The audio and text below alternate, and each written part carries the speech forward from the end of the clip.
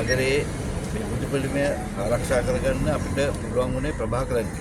ප්‍රභාකරන් එක්ක සටන් කළා තමයි අපි තිරුකුරාල් නගරේ බුදු පිළිමය ආරක්ෂා කළේ. දැන් අපිට මේ අවස්ථාවේ මේ බුදු පිළිමය ආරක්ෂා කරන්න අපිට රජයේ ඉන්න සහ නගර ආරක්ෂක දෙපාර්තමේන්තුවේ ඉන්න ප්‍රභාකරන්ලගෙන් එක්ක සටන් කරලා තියෙනවා. ඒක හරිම සෝචනීය තත්ත්වයක්.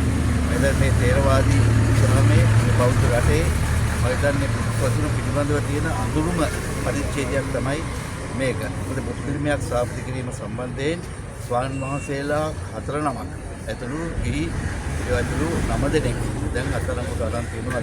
ඒ තාමත් මේ නඩුව යනවා. ඉතින් අපි කියන්නේ මේ පූජා භූමි ඔප්පුවක් තියෙන මේ පන්සල් භූමියේ බුදු පිළිමයක් ස්ථාපිත කිරීම වරද්දක් නම් එමනම් වෙරළ ආරක්ෂක සංරක්ෂණ දෙපාර්තමේන්තුව මගින් මේ වගේ වෙරළ ආසන්නයේ අනවසරයෙන් ඉදිකළ තියෙන සියලුම කෝල් වලට සියලුම හෝටල් වලට සියලුම ආයතන වලට විරුද්ධව නඩු පවරන්න ඕන. අපි දන්නවා හින්දු කෝවිලක් තියෙනවා. ඒකට බෞද්ධයන්ගේ කිසිම විරුද්ධත්වයක් තිබෙන්නේ. නමුත් ඒක ඉවත් කරන්න කියලා අධිකරණයෙන් නියෝගයක් තියෙද්දිත් ඒව කරන්නේ නැතුව මේ වගේ කරන එක මම හිතන්නේ ඒක මේ බෞද්ධ ශාසනයට සහ වික්‍රම වහන්සේලාට ඉලක්ක කරගෙන කරන ප්‍රහාරයක් හැටියට තමයි ඇත්ත වශයෙන්ම අපි දකින්නේ. ඉතින් ඒක ගොඩක් සනාථ වෙනවා.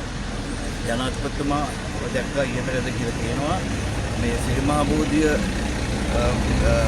පසු කරගෙන දිස්වැයට ගිහිල්ලා සිල් ගන්නේ වෛරය පතුරන්නේ කියලා. ඒකයි ඒකම අපි දන්නවා කොළඹ ඉඳන් තමලගමුව දක්වා තියෙන සියලුම හින්දු පවුල් පව කරගෙන එතුමා යාපනයට ගිහිල්ලා තයිපොන්ද සමරන්නේ වෛරය පතුරන්න එහෙම නැත්නම් ජාතිවාදීව පතුරන්න කියන තමයි අපි හිතන්නේ. මේ මොකද ඇත්ත වශයෙන්ම කියනවා නම් ඒ තිස්ස විහාරේ සිල් ගන්න කොට එහෙම නැත්නම් බෝධි පූජා තියෙනකොට ඒ සියලුම දේවල් කඩාකප්පල් කරන රජේන්ද්‍ර පොල්නම්බල ශ්‍රීධරන් ඇතුළු කට්ටිය සම්පූර්ණයෙන්ම සංවිධානය වෙලා කඩාකප්පල් කරනවා. එහෙමනම් මේ ජනාධිපතිතුමා ඇත්ත වශයෙන්ම මේ ප්‍රකාශය මේ වෙලාවේ ඒ බෙදුම්වාදී දෙමළ දේශපාලඥයෝ මරයන් වෙනුවෙන්ද කතා කරන්නේ. එහෙම නැත්නම් සිංහල බෞද්ධ නැත්නම් මේ සිල් ගන්න යන සිංහල බෞද්ධ වෙනුවෙන්ද කියන එක ඉතාම පැහැදිලි. ඇත්ත වශයෙන්ම කියනවා නම් අපි දන්නවා මේ රජය ආවෙලා ඉඳන්ම බුදු ශාසනයේ භික්ෂුන් වහන්සේලාට සම්පූර්ණයෙන් වාස කළා. විමල් රත්නායක කියනවා මේ වන්දනාව නැත්නම් පිළිම වන්දනාව පූර්තිකයි කියලා. තව කෙනෙක් කියනවා ශ්‍රීමා බෝධිය කියන්නේ සම්පූර්ණ ලෝකයාගේ බෞද්ධ ජනතාවගේ ගෞරවයට පාත්‍ර වෙච්ච වෘක්ෂයක්, සිදු වෘක්ෂයක්. ඒක නිකං ගහක් කියලා කියනවා.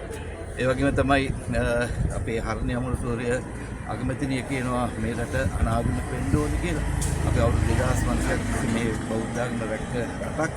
ඒ වගේම තමයි ලාල්කාන්ත කියන මෙහිවිතාලේ හාමුදුරුවෝ සම්බන්ධ ඉතාම අපහාසාත්මක ලෙස කතා කළා. ඉතින් මේ විදිහට බලනකොට අත්ත වශයෙන්ම මේ රජයේ යටතේ කවදාකවත් බුද්ධ ශාසනය සහ වික්‍රම වහන්සේලාට ඒ නියම ගෞරවය ලැබෙන්නේ නැහැ. ඉතින් මේ රජයට ඡන්දෙ දුන්න සියලුම බෞද්ධ ජනතාව මේ සම්බන්ධයෙන් දැනගත යුතුයි. අපි බෞද්ධයන් හැටියට අපි ඊටාම ඉවසිලිමත්ව තමයි කටයුතු කරන්නේ. නමුත් ඒ කිසිමෙත් සීමාවක් තියෙන බව මේ රජය දැනගන්න